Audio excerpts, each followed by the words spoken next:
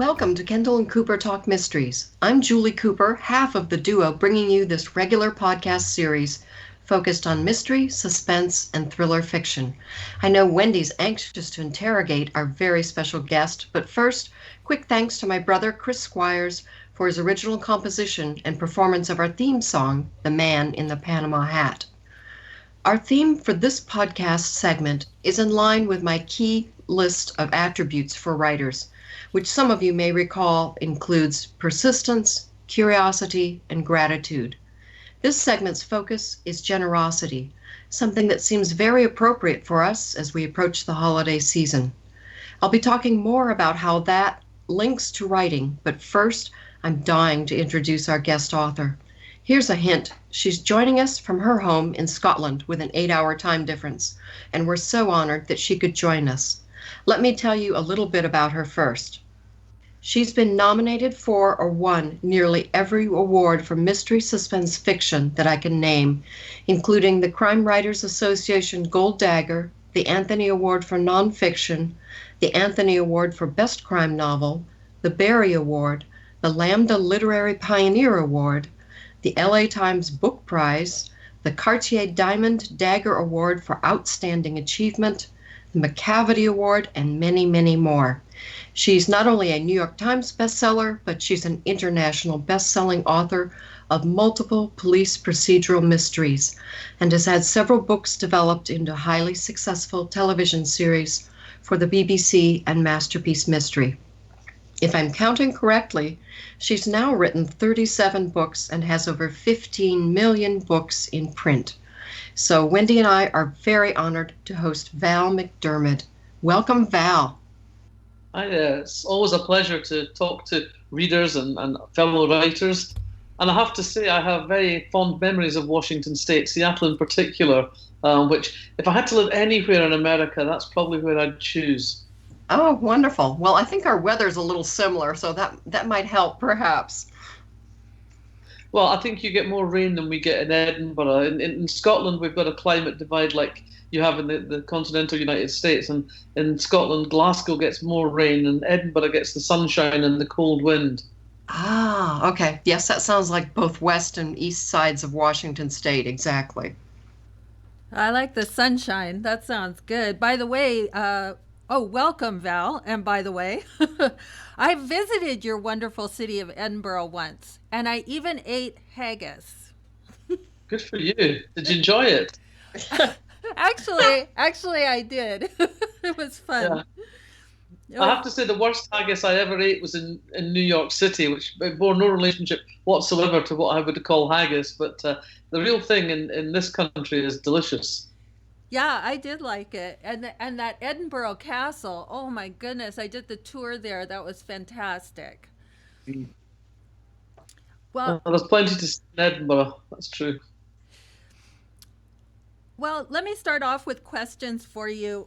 One of the first things that appeals to me about your books is that you are fearless in writing about big, overarching life questions. And to me, that shows a real respect for the thoughtfulness of your readers. So, for example, in your amazing work, Splinter the Silence, your characters wrestle with multiple life-altering dilemmas, like, does the end justify the means? And things are seldom what they seem. And how is a person a good person when they sometimes act on bad impulses? So that made me curious. When creating your books, what comes first, the overarching question you want to wrestle with or the mystery? It's always the story that comes first with me. A story can take a long time to get from that first seed that makes me go, oh, that's interesting, or, oh, I didn't know that, or, yeah, but if you looked at that through the other end of the telescope, it would look like this. So from that first seed to getting to the point where I'm ready to write a book, it can take a long time. But it's always that idea of story that comes first. And then everything else gets woven in around that idea of story, the characters, what's going on in their lives, the issues that are going on in the world that affect their lives, they're interested in. I suppose it's the stuff that comes in after the central story comes in because It's stuff that interests me. I'm interested in the world. I think I'm very engaged with the world, and so things that I'm conscious of going on in society, in the world around me, find their way into the book because I'm interested in them. Yeah, it really amazed me in your writing the way that you can take sort of an ethereal kind of overarching question that people don't really realize that yes, you are thinking about that subconsciously in your everyday life, and here you've brought that to life in the characters. It's just so vivid to me, something, and that's a real skill to make something that's so ethereal feel tangible. I don't. I guess I just. My family would say I'm opinionated. I guess I'm interested in, I suppose, exploring the questions that interest me, and having a novel to write is a way of exploring those questions. Beautiful. Well, I've heard that some people in the United Kingdom call you the Queen of Tartan Noir. Well, I don't know about that. Oh, I think it's a beautiful title, and I think it really fits with your skillful writing and your gritty characters. I'm so impressed with the ways that you have your protagonist and your supporting characters fight against their self inflicted destruction. What are the challenges of writing about a team of strong characters who are working toward a shared goal, but each of them is struggling with a different individual demon? Well, see, to me, that's not a challenge. I don't see that as a challenge. I see that as an advantage, because I can move those characters to central stage. They can all be shifted onto the center of the stage when it's necessary. They're all capable of playing a key role in the investigation at various points. They have their strengths and their weaknesses that I can always work with and develop and use to provoke storylines, I suppose. So it's as I say, I don't see it as any way problematic. I see it as something that's exciting to work with. That might explain why it's such a smooth read when I'm going through the book. It's just so smooth between characters. The in the subgenre of noir characters are also fighting emotional depth. And some of your characters are like that. They try to bury their feelings. So, as the author, what are the challenges to show readers that characters have feelings, even while the characters themselves are doing their best to hide those feelings?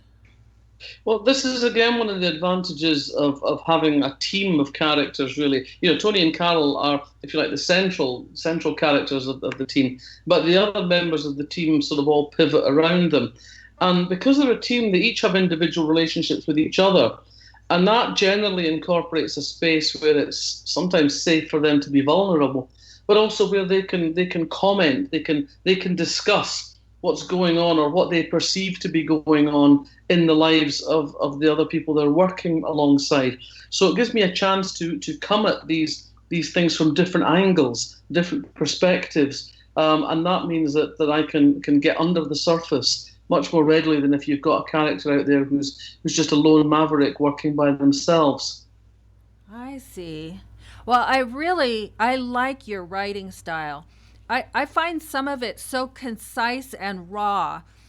How does a writer develop their style and their unique writing voice? Well, for me, I suppose it's I spend quite a lot of time talking to myself before I start.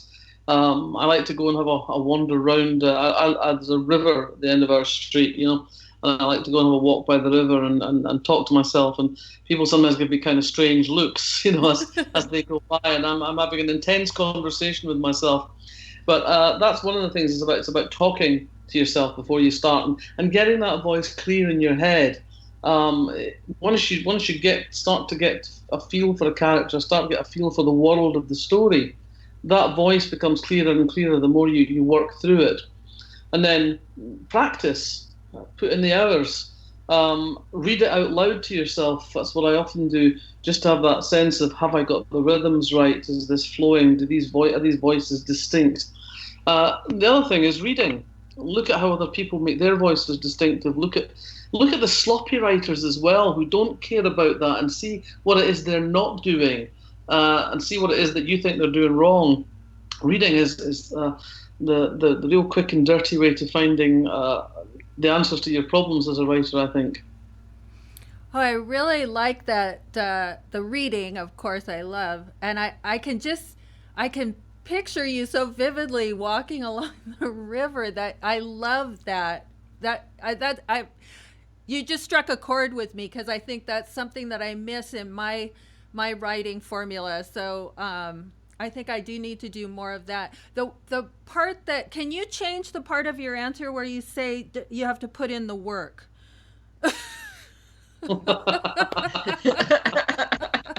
There's no getting away from that.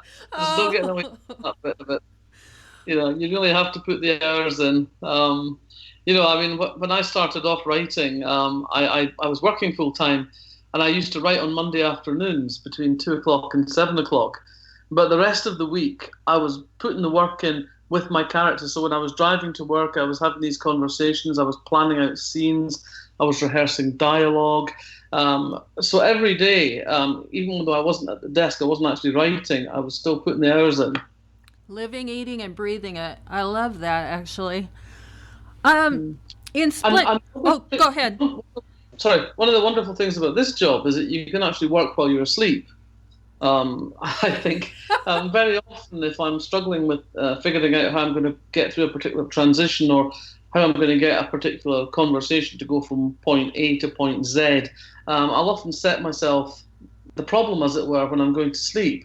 I'll say to myself, okay, how am I going to get past this issue with Wendy and Julie? And then 9 times out of 10 in the morning when I get in the shower, I'll have the answer. It's there because my subconscious has been working away while I've been sleeping. That's great. Yeah, I've had that happen. I need to have that happen more. Me too. That's truly working 24/7. Yeah. In the Splinter the Silence, which I just can't get over how great that book is, feminism is one of the core issues. How have you seen feminism evolve, and why is it an important issue to present in a mystery platform? Well, I mean, that's an interesting question, I think, at this particular point. I mean, when I wrote Splinter the Silence, I had no idea that the whole Harvey Weinstein business was going to rear its ugly head and really surprise none of us with what's been going on all these years. Right. Years ago, probably about 40 years ago now, when I read Kate Millett's Sexual Politics, and that was a book that completely revolutionized the way I read, and I suppose ultimately the way I write. It was the book that introduced me to the world of feminism and made me reassess, I guess, my place in the world and reassess writing and writers. And when I was starting thinking about writing a crime novel, there were writers who emerging from the US, Sarah Paretsky, Marcia Muller, Barbara Wilson, who really revolutionized the genre, particularly of the private eye novel. And they gave women a place that they hadn't really had before. Their women were so much more than vamps and victims and vixens, the traditional noir roles. Right. And that, to me, changed the landscape. And there was no going back from that. And I think over the years, we've kind of shifted feminism from a sneer in the margins to a mainstream concern. And because of the nature of the crime novel, mystery can carry anything we care about. Anything that we're interested in can find its place in the mystery. So if you have something that matters to you, whether it's a political issue, whether it's a personal issue, then you can find a way to write about it within the genre, because it has become so expansive and a place where really the possibilities are limitless. And so I think if there's anything that snags your attention, then you can use it and you can write about it. And with this particular book, that was something that interested me, that appealed to me. I write about all sorts of different things, but this particular book, this idea kind of snagged my attention, and the idea of the story, the plot, and the theme all kind of came together. Mystery is it's an odd word to say, but it's such a delightful genre because it is so broad. And I think I can see too, like, it's got subgenres within it. We talk about that on Kendall and Cooper Talk Mysteries, but Hmm. there's some of those lines even amongst the subgenres that are blurring a little bit. People are using different parts of mysteries and parts of different types of writing and incorporating that into mystery. I think it is an exciting genre. I think so, and I think things have changed a lot in the last 10 years, and I think in general, a lot of those distinctions, a lot of the old distinctions, not just within the genre, but outside the genre, the distinctions between literary fiction and crime fiction, I think those lines are blurring, and it's a lot harder to put things into categories and put labels on things, and I think that's a good thing because I think we've got a very sophisticated readership in this genre, and I think sometimes people are wary of stepping outside because they're a bit scared of the world outside, that they might not like some of those books out there. But actually, I think what's happening now is that people are becoming much more Catholic in their taste, much more eclectic in their reading, and that's great.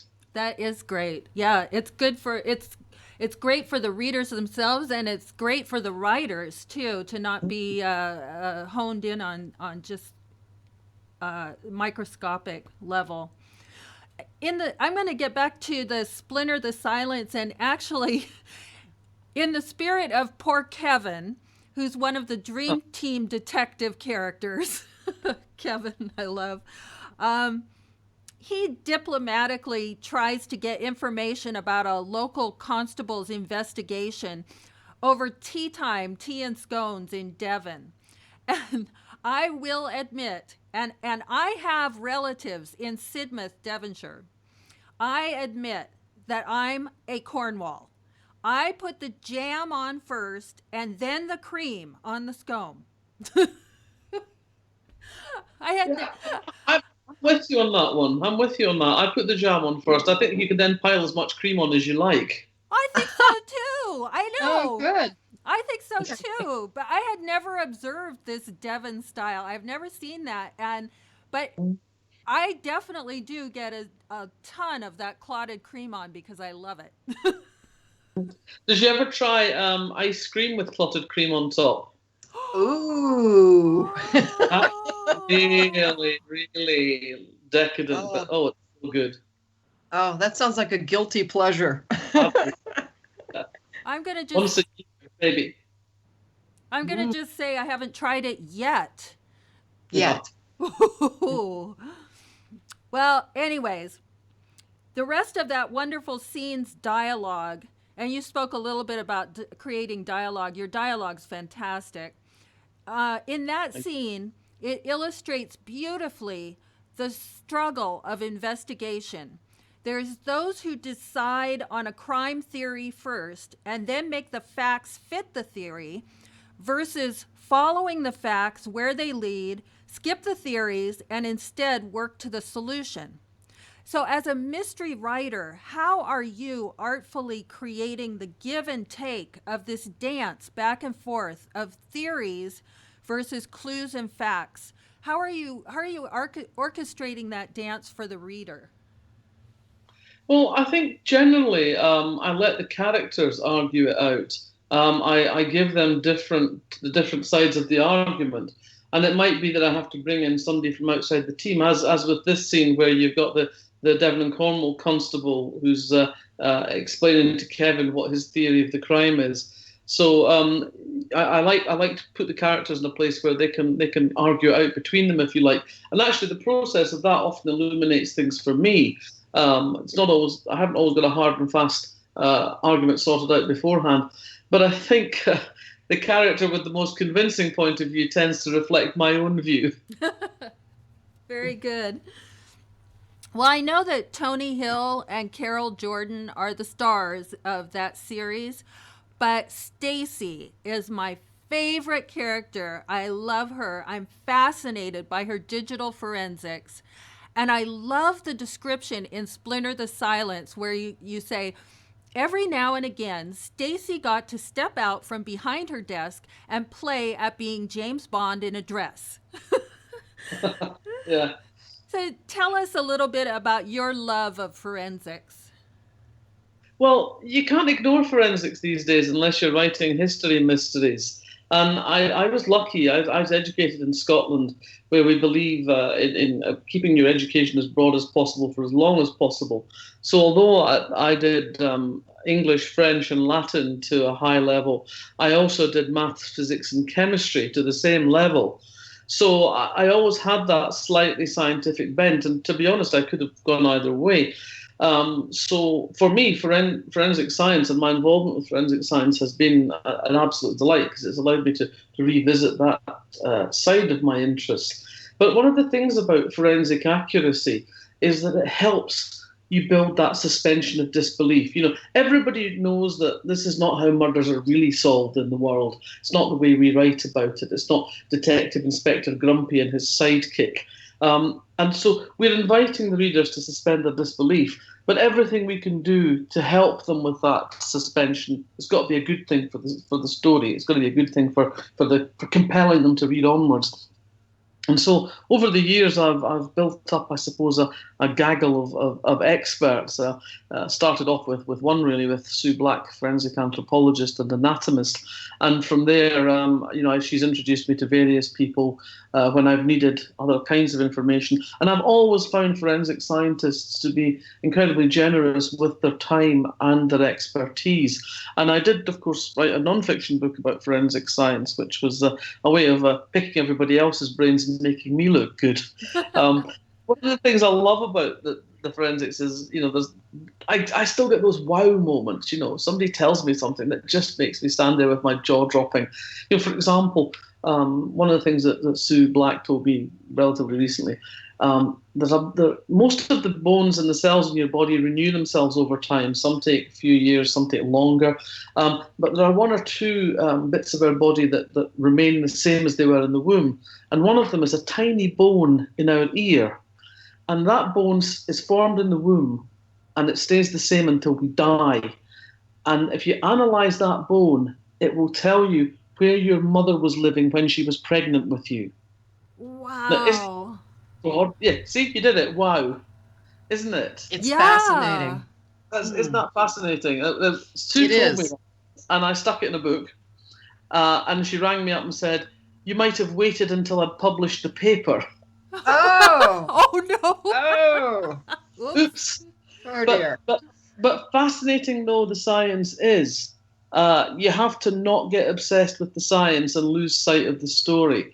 The science, the theory, the fascinating facts always have to be at the service of the storytelling. Because forensic science is a discipline that has moved very quickly in the last 20 years. And if you become all about the science, if you become fascinated by that to the exclusion of your characters and the story, the book will date very quickly. It will be very old and it just won't work. So although I've been published now for 30 years, and some of my early books deal with the computer technology of the time, which was pretty primitive, but the books still sell. The books are still published. The books still work because the books are not about the technology. The technology is always at the service of the characters in the story. That is really good advice. Really, that's interesting. And I think it's so interesting that you use it to get the reader's suspension of disbelief. I never thought of it that way, but it's a great tool for that. Thank you. That's really interesting. You've got the wheels cranking in my brain. Good. You write different scenes and chapters from different characters' point of view, including from the murderer's point of view. Are there certain things that you do differently when you're writing from the murderer's point of view?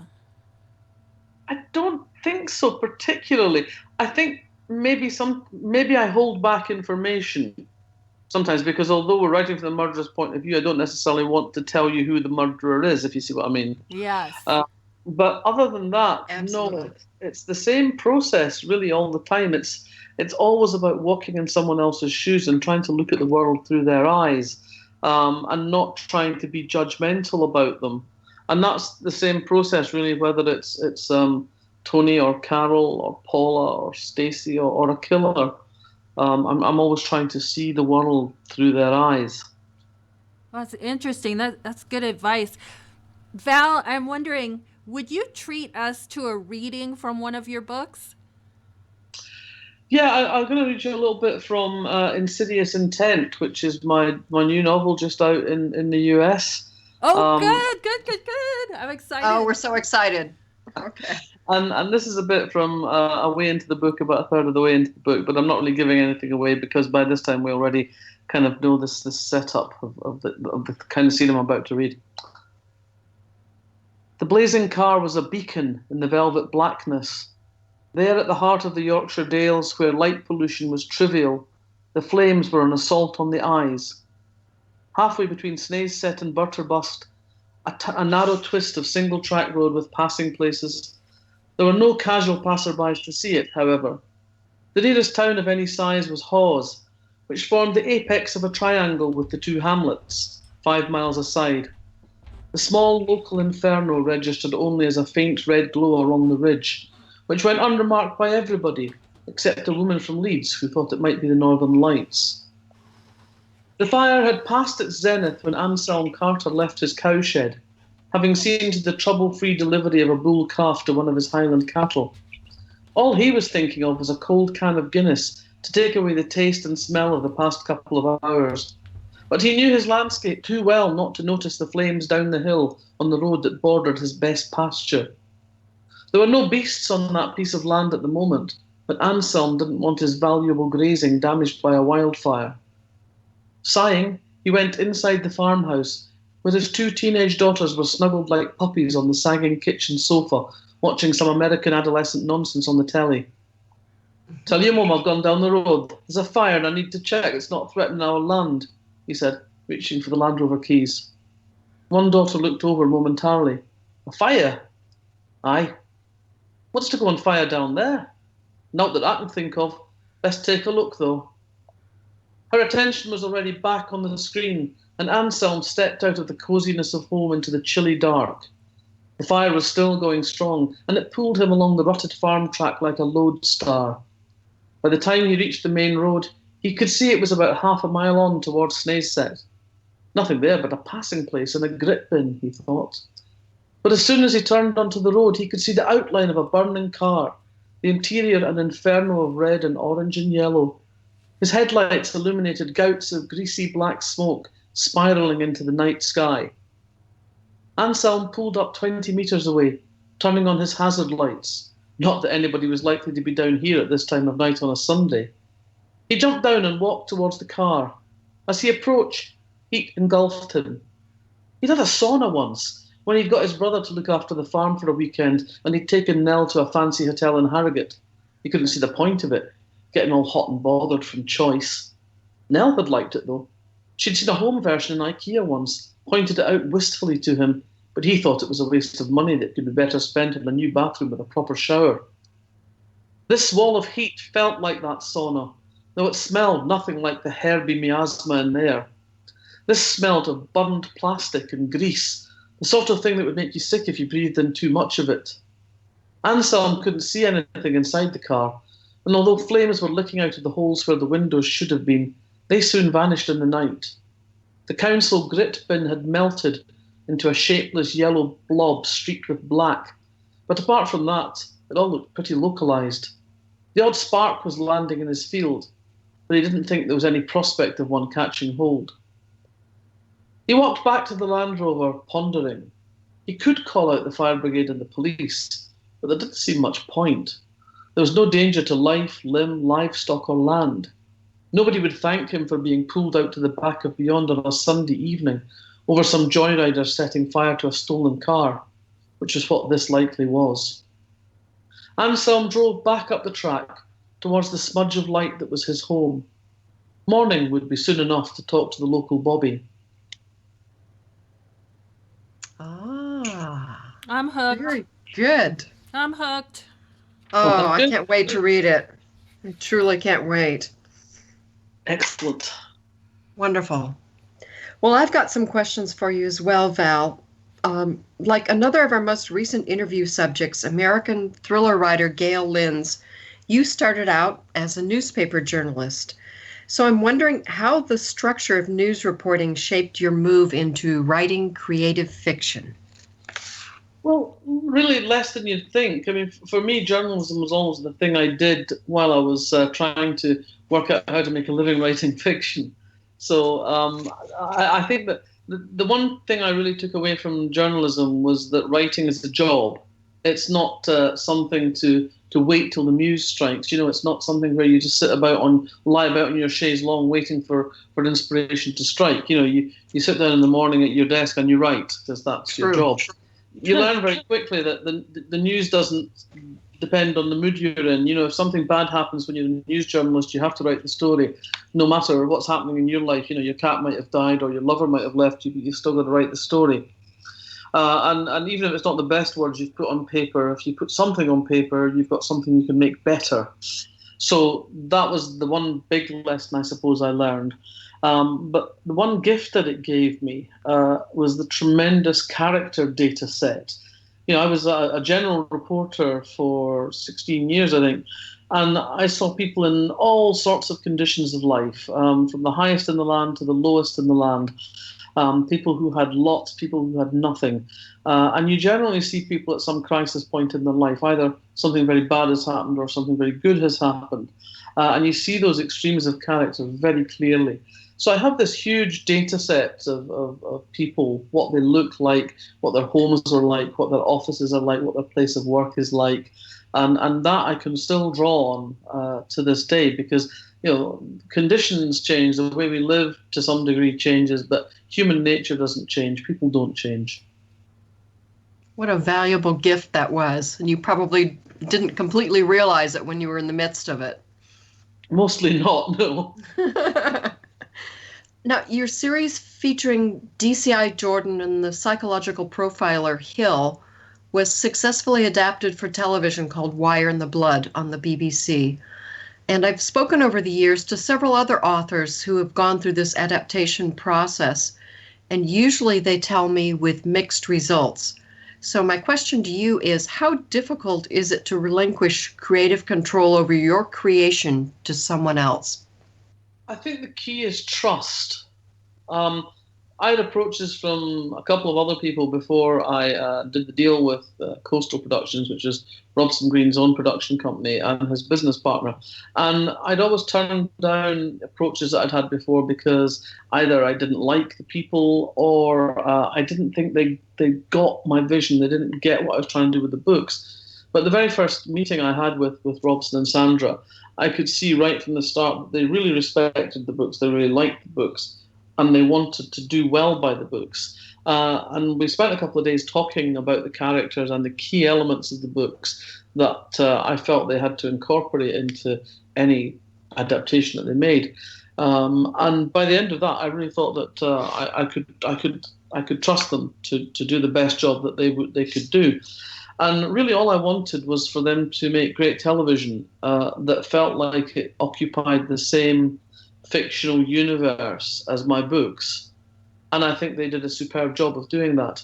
I did have a clause in my contract also that said they couldn't make substantive changes to any continuing character without my agreement, which is a useful thing to have because it kind of keeps them in check when they get a little bit heading out towards jumping the shark. And I did actually have to call it into question on one occasion only. I got a script and I read the script and I thought, oh no, we can't do that. Absolutely no way. So I was straight on the phone to the producer and I said, you can't kill Carol Jordan's cat. Just two reasons for this. We're both cat lovers, so that makes perfect sense, yes. I said, for one thing, it's the only functional relationship the woman has. Yeah. Okay. That's for sure. And for another thing, if you kill the cat, we will never sell this in America. Right. That's probably true. Yeah. So that was the one time I had to put my foot down. And I saw every draft of every script, and my comments were always welcome. And so I think I had on the whole had a very good experience. And I think it comes down to trust, really. You have to be sure of the people you're working with. And frankly, I think it's better to do without an adaptation than to have a bad adaptation. I know writers for whom it's been a really difficult process. Right. Well, it sounds like you had the rare opportunity of a truly collaborative relationship, which is Yes. quite brilliant. Quite brilliant. Place of Execution, I think I told you when I met you in Manhattan this last July at Thriller Fest, is one of my all-time favorite mystery novels. It sneaks up on you relentlessly, and then you finally realize what's what. Any tips for our listeners who write, and I know there's quite a few of them out there, on how to build suspense successfully in fiction? And I realize that's probably a huge topic, but any tips you'd want to offer would be appreciated. I think it's a really difficult question and I'm not entirely sure how I do it. But I think ultimately it always comes back to character. It comes back to caring about the characters. Now, you don't have to love them. You could hate them. You can despise them. You can be irritated enormously by them, but you have to be invested in their fate. And if you're invested in their fate, the suspense comes from needing to know what happens next to them. And I think that's always at the heart of genuine suspense. It's not the fact that somebody's hanging over a cliff. It's who's hanging over a cliff that matters. Good point. Good point. I'm actually jotting that down. I think that's quite wonderful. Yeah, I was thinking that's a great quote. That is really good advice. Really good advice for everybody that writes anything suspenseful. And I just finished Out of Bounds, which was such a rewarding read for me. I was sorry when it ended. You've developed those characters so economically and yet so skillfully.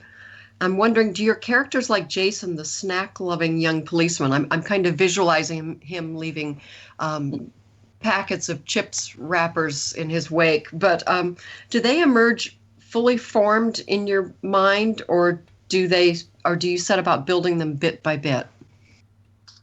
To be honest, they often start off quite shadowy. I know I kind of need a young male cop to work alongside Karen, and I don't really know very much about him to begin with. And then I start thinking about what I need him to do and what I need him to be in terms of the investigation, but also in terms of a relationship that will illuminate Karen and also give her something to do in relation to him. So one of the things that I realized quite quickly was that I wanted Karen to kind of almost take it as a mission to make Jason the best he can be. He's not the brightest guy. But his heart's in the right place, and she sees that she wants him to be the best he can be. So therefore, I had to make him fit into a sort of shape, if you like, that would allow her to take that role in relation to him, and him not to always mess it up as a result. So those things develop really as I'm starting to think about the book and the shape of the book and what happens within the book and what it tells us about. Particularly about Karen, because she is the heart of the book. And then I spend time with them, figuring them out, working out why they are the way they are, what sort of person they are, what are their dreams, what are their hopes, that sort of thing. You know, with Jason, there's that really strong urge. He wants to be liked, he wants to have friends, he wants to be one of the lads, and he's not entirely understands how to do that without being exploited. Right. Which makes sort of Karen's nurturing relationship to him and the coaching that she provides him a very wonderful and warm, sort of heartwarming aspect of a police procedural, which was kind of unexpected and really wonderful. Which is not to say that she doesn't get incredibly exasperated by him. True. Very true. Now, you've mentioned in your bio that you were a girl from a small Scots state school who was accepted at Oxford at age 17. And you said most people there couldn't understand you because of your accent. How did being the fish out of water early in life shape your future career as a writer? Well, I think I've always felt like an outsider. You know, I was an only child, and I think most only children spend a lot of their childhood sitting under the table listening to adults being boring. So right from the beginning, good point. True. Outsider looking in, and I think that's a very useful position for a writer to be in. If you observe and you're nosy and you absorb stuff, but you manage to keep an element of detachment, I suppose. So I suppose when I went to Oxford, one of the things I kind of felt was I was there to study the herd, to see how I could fit in when I needed to, Oh, but never to lose sight of the fact that I was not one of them. And I really, I mean, I lived in England for a long time before I moved back to Scotland, and I always felt like I was living in exile. I always felt like I was studying like a sociologist, to fit in. And it's actually quite relaxing going back to Scotland because I don't have to think about it anymore, really. oh, good. All right. But that gives you a unique perspective, I think, as a mystery writer, I'm sure. Yeah. And speaking of some things that perhaps don't translate easily, there were several expressions in Out of Bounds that I must ask you about. One police officer warns Karen, the protagonist, about walking around the city late at night, and he's concerned about the bam pots and ball bags out there. And I'm guessing that the American equivalent would be whack jobs and tweakers, those denizens of the street with mental health or substance abuse issues. Am I even close in guessing at those meanings?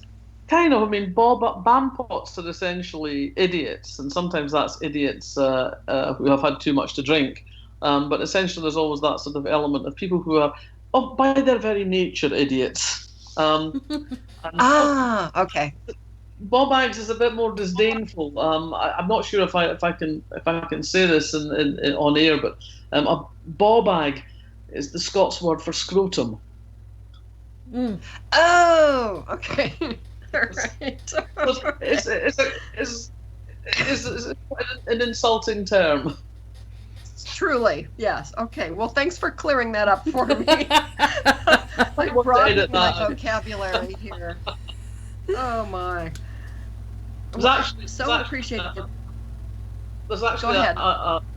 there's actually a company in Scotland that make gentlemen's underwear called ball bags. Oh, perfect. That's so perfect. Oh, That's probably my. too much information. Well, I so appreciate. Oh my goodness. Well, I've gotten the full definition now. I so appreciated your protagonist in Out of Bounds, Karen Peary, head of the Cold Cases unit. She's non-glamorous, she's very real, and she's truly vulnerable in dealing with her profound grief. Yet somehow heroic because she doesn't give up on solving these cold cases, in fact, that some people have sort of written off. Of all the characters you've created over the years, which protagonist is your favorite? It's hard to sort of say which is your favourite. I mean, it's a bit like, that thing when people say which is your favourite of your children. But I do True. like them all. I like them all, and I've enjoyed building them up layer by layer over the years. But generally, my favourite is whoever I'm working with right now. They've got sort of pole position in my heart. So right now, that would be Harry.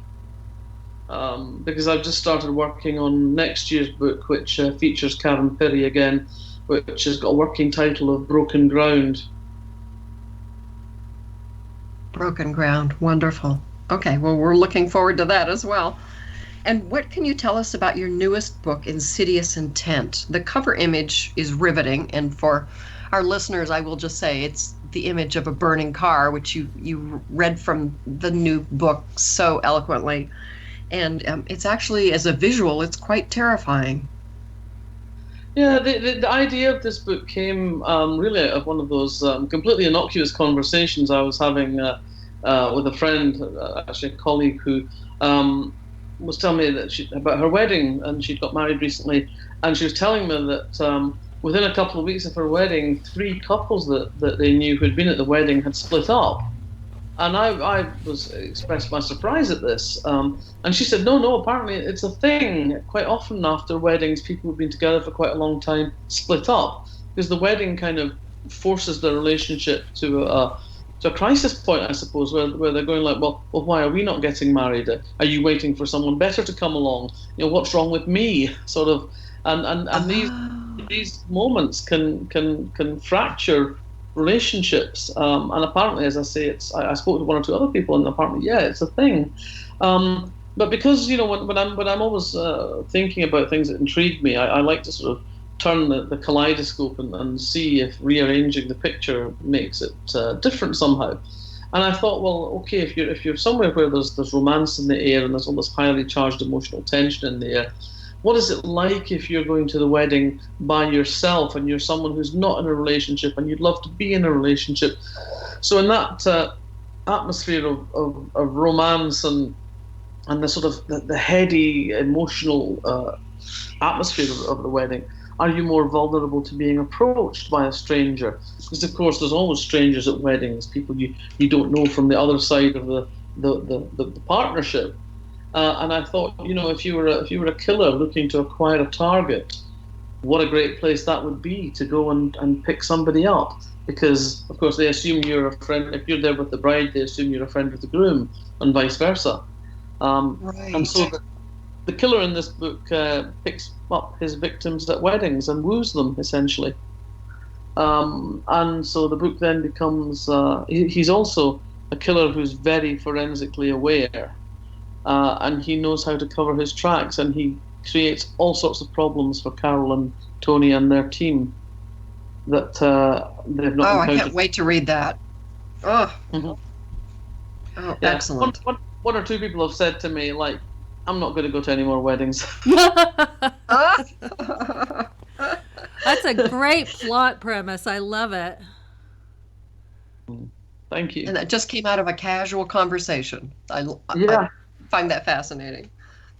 Well, it often does. I mean, ideas are everywhere. Ideas are cheap. It's actually finding the time and the space and the things that go with them to develop them that takes the time and the effort.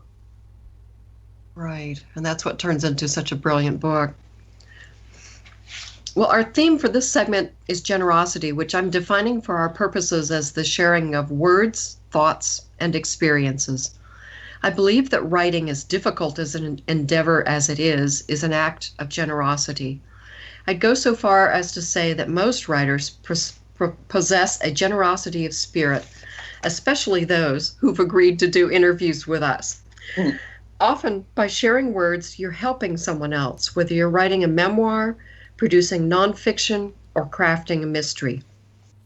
You're also helping someone by delivering a writer's workshop, perhaps participating in a panel, or showing up for a critique group and giving it your best effort. Sharing words may mean sharing a devastating loss, a physical challenge, or a moral conflict, and these are all the stuff of great fiction, and in many ways, universal themes. As we enter the season where there's so much emphasis on gift giving, I'm trying to stay focused on giving, not gifts. I came across this quotation from Elizabeth Gilbert, author of a highly personal travel memoir, Eat, Pray, Love. She said, "In the end, maybe we must all give up trying to pay back the people in this world who sustain our lives. Maybe it's wiser to surrender before the miraculous scope of human generosity and to just keep saying thank you forever and sincerely for as long as we have voices." I just would like to say that there's some truth in that, but also I think one of the things that we should do is pay forward as well as pay back.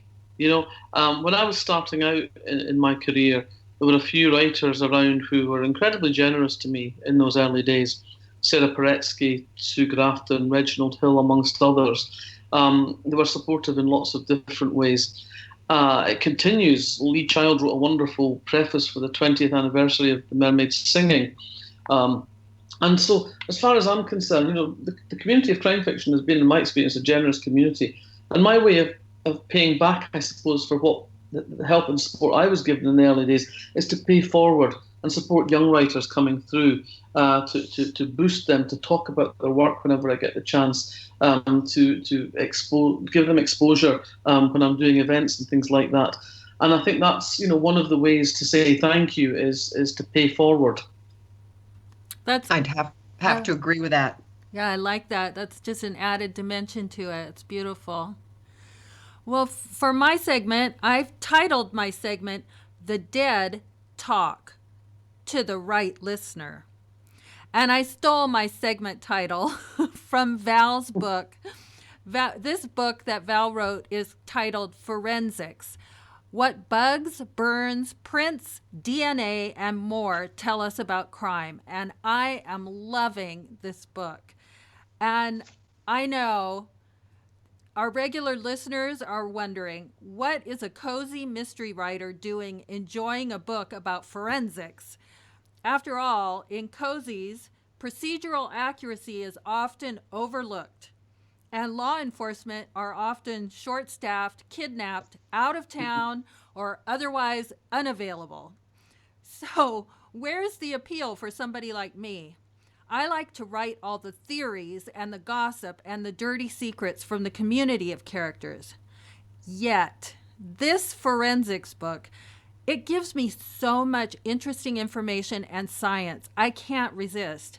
It is so very generous when an author like Val takes the time to educate. And I especially appreciate it when it's done in a very readable, entertaining context that respects the reader. This book makes me think about how fortunate we are for the scientists who have had the passion over time to generously invest so much of their lives to understanding science better and better so that justice can be delivered with a better grounding in facts. As it says in the preface of this forensics book, the notion that the criminal law should be based on evidence is a relatively recent one. What changed that was the growing understanding that the scene of a crime held all sorts of useful information, and that those branches of science were emerging which could read that information and present it in a courtroom. If I'm ever found in the wrong place at the wrong time, my life will be dependent on justice from the scientific forensic facts. That passion for truth and justice on behalf of others is a great generosity. As the character Tony Hill reflects at one point about Carol Jordan, he'd never got over her drive for justice. However bleak the prospect, it pushed her forward. To all the real-life Carols and Stacys, thank you for bringing us ever closer to true justice. And now, we'd like to give our listeners some book recommendations in addition to Val's books. Do you have a recommendation for us, Val? Yeah, I decided that it would be quite nice at this time of year to recommend a television series, because this is the time of year where we have sometimes got time to sit down and binge on a box set since the holidays are coming up. And I wanted to recommend a series from Iceland called Trapped. It's set in a small community in the north of Iceland. The crime takes place when they're cut off by the weather, the snow, the frost, the biting winds. It's a small community. Everyone knows everybody else's business, except that there's a whole bunch of outsiders brought in by a ferry.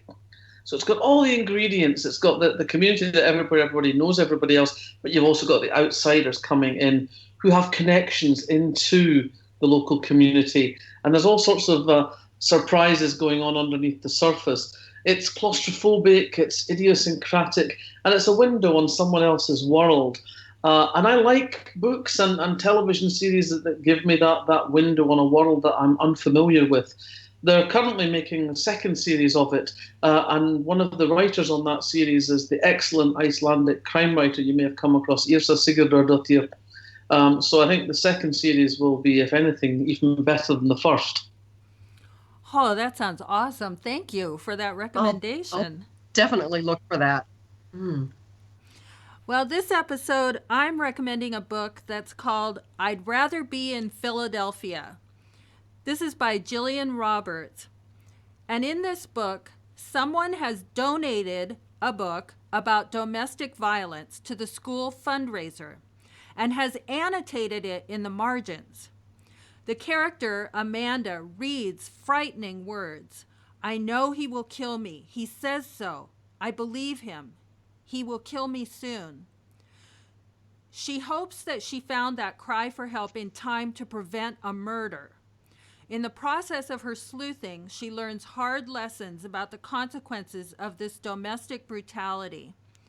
This author writes an exciting cozy that borders on domestic thriller, with contemporary issues, and it still finds a way to create a great whodunit puzzle. I really enjoy Jillian Roberts' entire Amanda Pepper cozy series. It's a great example of contemporary cozy mystery style. Amanda, the character, is a Philadelphia high school English teacher and accidental sleuth. Of course, because it's a cozy series. Julie, how about you? Well, my recommendation for this episode is it's not a mystery, but it's a new writing book edited by Joe Fassler, and it's called Light the Dark, Writers on Creativity, Inspiration, and the Artistic Process. Joe spent about 5 years writing essays for The Atlantic while interviewing over 150 writers about their work and their work process, and discovered valuable insights which are distilled into this book. I so very much appreciated his statement that the work is difficult because there are times for every writer when the words come up short, when the words just don't come, and you're quite sure that whatever you put on that screen simply isn't good enough. And yet he goes on to talk about holding on to your own capacity to find joy in the process, taking care to make sure that the writing's difficulty never wrings all the delight out of the process. Flannery O'Connor once described writing as wallowing in the stew of effort, and surely that sounds like a joyless task. But here's a quote from the book I especially liked from author Neil Gaiman. The joy of being an author is the joy of feeling I can do anything. There are no rules. Only this. Can you do this with confidence? Can you do this with aplomb? Can you do it with style? Can you do it with joy? Fassler concludes that when you find the joy, there are no rules. This book would make an excellent holiday gift and inspiration for the writer or budding wordsmith in your life. And that's about it for another segment of Kendall and Cooper Talk Mysteries. We'd like to extend our special thanks to our guest for her generosity, the best-selling suspense writer Val McDermid, for joining us in this interview. We're anxiously waiting for more of her dark and twisty mysteries set in Edinburgh, Fife, and other areas of Scotland, and especially Insidious Intent, and the next one coming up, which it sounds like will be titled Broken Ground. For those of you in the United States, Wendy and I wish you and your families a very happy and peaceful Thanksgiving. Thanks again, Val, for joining us, and keep reading and keep writing.